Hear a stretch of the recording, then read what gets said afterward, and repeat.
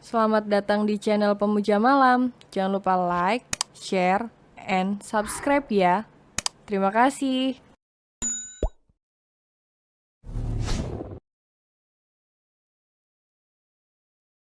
Chapter 40. Deketin anaknya biar dapet bapaknya. Arega merentangkan tangannya, dia menggerakkan jari, jemari mungilnya dengan matanya yang bersinar terang. Melihat itu, Mega terkekeh gemas. Dia mencubit pelan pipi gembul Arega yang tampak semakin cabi. Kalau begitu, aku titip Arega sebentar, pinta Nalendra seraya memberikan putranya pada Mega. Kamu mau kemana? Tanya Mega dengan tatapan heran. Dia telah menerima Arega dan langsung memberikan susu itu pada bocah di gendongannya saat ini. Ke toilet? Kenapa? Mau ikut? Sahut Nalendra denekan alisnya yang terangkat satu. Ah, apaan sih? Seru Mega dengan salah tingkat. Wanita itu segera mendudukkan dirinya di kursi tunggu seraya memangku Arega. Melihat tingkah Mega, tak sadar Nalendra menyunggingkan senyum tipisnya. Nalendra telah selesai melakukan kegiatannya, pria itu pun bergegas kembali menemui putranya. Khawatir, bocah itu akan rewel setelah ditinggal olehnya. Namun, tiba-tiba pria itu menghentikan langkahnya saat melihat pemandangan yang sangat mengharukan. Di mana, dia melihat Mega sedang menimang Arega yang tampaknya sedang tertidur pulas. Isi dalam botol susu bocah itu tersisa sedikit saja, bibirnya pun masih terus menghisap walaupun dia memejamkan matanya. Melihat itu, hati Nalendra merasa hangat. Apa yang sedang aku pikirkan? Astaga, gerutu Nalendra seraya memukul pelan kepalanya. Nalendra melanjutkan langkahnya, dia menghampiri wanita dewasa yang masih dengan posisinya. Menyadari kehadiran Nalendra, Mega segera mendongakkan kepalanya. Tatapannya terpaku saat melihat ketampanan pria itu. Jantung Mega berdegup kencang, tubuhnya pun mendadak kaku jika digerakkan. Maaf telah merepotkanmu, ucap Nalendra yang mana membuat Mega sadar dari kekagumannya.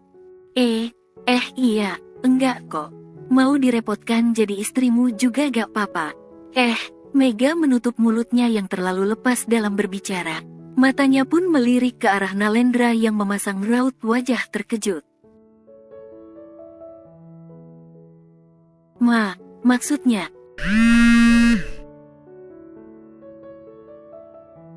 Ponsel Nalendra berdering, pria itu segera mengambil ponselnya dari dalam saku jasnya. Lalu, dia mengangkatnya di hadapan Mega tanpa sungkan. Mega hanya menatap apa yang sedang Nalendra lakukan. Ketampanan pria itu terus bertambah saat sedang melakukan panggilan telepon. Ngangkat telepon aja gantengnya gak ada obat. Apalagi gendong aku. Apa sih Mega? Ngarep banget deh, batin Mega. Dia bahkan sampai memukul pelan bibirnya yang selalu kelepasan berbicara. Apa tidak bisa ditunda? Ujar Nalendra pada orang yang dirinya telpon. Baiklah, saya akan ke kantor segera. Putus Nalendra. Setelah itu, dia mematikan ponselnya. Tatapan Nalendra beralih pada Mega. Wanita itu sedang menarik botol susu yang sudah habis dari bibir mungil pria kecil itu. Berikan dia, pinta Nalendra tanpa basa-basi. Mega membiarkan Nalendra mengambil Arega, dia mengira jika pria itu pasti akan mengajak Arega pulang. Namun, saat Nalendra akan menyelipkan tangannya di sela ketiak Arega, bocah menggemaskan itu justru menepis dan memukulnya dengan pelan. Nalendra dan Mega tentu saja terkejut dengan kelakuan bocah itu. Jangan centuh, ada belondong tua, tebal. Tebal pecona, Mega dan Nalendra mengerjapkan matanya. Mereka tak menyangka jika Arega bernyanyi dalam tidurnya. Arega, ayo pulang. Papa harus kembali ke kantor. Ajak Nalendra dan kembali berusaha meraih putranya. Kaunda dengal juga Mujail. Dibilang na jangan centuh aku, seru Arega dengan mata terpejam. Bahkan, bocah menggemaskan itu berbalik memunggungi sang papa dan menyembunyikan wajahnya pada perut Mega. Nalendra menghela nafas pelan. Dia dibilang mujair oleh putranya sendiri. Benar tak habis pikir. Bahkan, Mega sampai melipat bibirnya ke dalam karena menahan tawa. Dia tak menyangka, jika kejujuran Arega mengenai Nalendra akan separah itu. Bahkan, papanya sendiri dimiripkan oleh mujair. Tidak papa, biarkan Arega di sini. Ada Arfian dan Aluna di sini, tak masalah. Aku juga bisa menjaganya. Kamu boleh menjemputnya setelah pulang kantor nanti. Usul Mega. Sebenarnya Nalendra ragu, tetapi dia tak ada pilihan lain. Pria itu harus segera kembali ke kantornya karena banyak sekali jam temu dengan klien. Belum lagi dirinya harus memperhatikan laporan kantor selama dirinya tidak memegangnya. Melihat tidur putranya yang begitu pulas, Nalendra tak punya pilihan. Apalagi, dirinya membawa motor. Akhirnya, dia mengangguk pasrah membiarkan Arega bersama Mega. Kalau begitu, boleh aku minta nomormu? Pinta Nalendra seraya memainkan ponselnya. Jangankan nomor, minta hatiku juga boleh kok. Ledek Mega yang mana membuat Nalendra memasang raut wajah datarnya. Maaf, catat nomorku ya. 08, Mega menyebut nomor ponselnya. Nalendra segera menyimpannya di daftar kontaknya. Ya sudah, aku akan menghubungimu setelah pulang dari kantor nanti. Maaf, merepotkanmu, aku titip putraku. Pamit Nalendra. Mega tersenyum lebar. Titip hatimu juga bakalan aku jaga kok. Serunya. Hah? Naira dan Hans sudah pulang. Yang tersisa hanya Mega dan Maya. Sedangkan Arfian, dia pergi keluar rumah sakit untuk mencari makan siang. Aluna pun mengobrol dengan Maya. Sedangkan Mega sedang mengajak Arega bermain ponselnya. Bocah menggemaskan itu baru saja bangun dari tidurnya. Terlihat, wajah bantalnya yang masih terlihat jelas. Onti bika dangdut ndak? Tanya Arega pada Mega yang sedang memperhatikannya. Bisalah, mau apa? Ku rebut suamimu, ku rebut pacarmu, apa ku tunggu dudamu, mau yang mana? Mama cantikmu ini bisa semuanya, seru Mega yang mana membuat Aluna dan Maya meringis pelan. Pede sekali dia, bisik Maya pada Aluna. Aluna terkekeh pelan. Bagus dong Ma, deketin anaknya biar dapet bapaknya, bisik Aluna. Kedua wanita itu pun tertawa lepas setelah bergosip tentang Mega. Mega memainkan ponselnya, dia menyetel sesuatu di sana. Melihat itu, mata Arega berbinar terang. Dia segera turun dari pangkuan Mega dan berlari ke arah berangkar Aluna. Bocah menggemaskan itu berusaha mengambil botol kosong yang berada di atas nakas. Melihat itu, dengan inisiatif Aluna pun mengambilkannya. Sudah lama, aku tak jumpa dengan kamu. Sudah lama, kamu tak memperhatikanku. Seru Mega memulai seruannya. Linduna hatiku, lindu ingin bertemu. Ku ingin dirimu, selalu di sisiku. Aku meliang merindukan kasih sayang. Aku meliang, Aku meliang, aku butuh perhatian, Acaoli. Orang dewasa yang ada di sana tertawa melihat kehebohan Arega. Ketiganya terhibur dengan apa yang bocah menggemaskan itu perbuat. Tampaknya, Aluna dan Mega tak berbeda jauh. Keduanya bisa dengan cepat mengambil hati Arega. Apalagi Mega, dia sama seperti Arega si penyuka dangdut. Pergi tamasya ke Bina Arya, pulang kubel badan 2. Meski tanpa restu orang tua Cayang, perkataan Arega terhenti saat matanya menangkap sosok pria berdiri dengan mulutnya yang terbuka. Papa, kaget Arega dengan kehadiran Nalendra di sana. Nalendra, dia segera menutup mulutnya yang sempat terbuka. Pria itu berdeham sejenak untuk menormalkan kembali degup jantungnya. Dia pun berjalan mendekat ke arah Arega dan mengelus kepala putranya itu dengan lembut.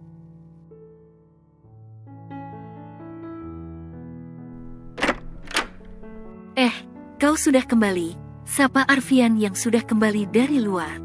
Seperti adik kakak pada umumnya, keduanya kembali akur setelah bertengkar. Seakan tak terjadi apapun di antara keduanya. Pertemuannya diundur, aku kesini karena ingin menjemput Arega, ujar Nalendra. Oh begitu, ya sudah, sekalian gih antar Mega dan mamanya pulang.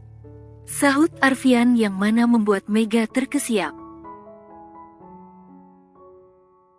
Wanita itu segera berdiri, dia melambaikan tangannya di depan tubuhnya. Tidak usah, Mama dan aku bisa pulang naik taksi, seru Mega.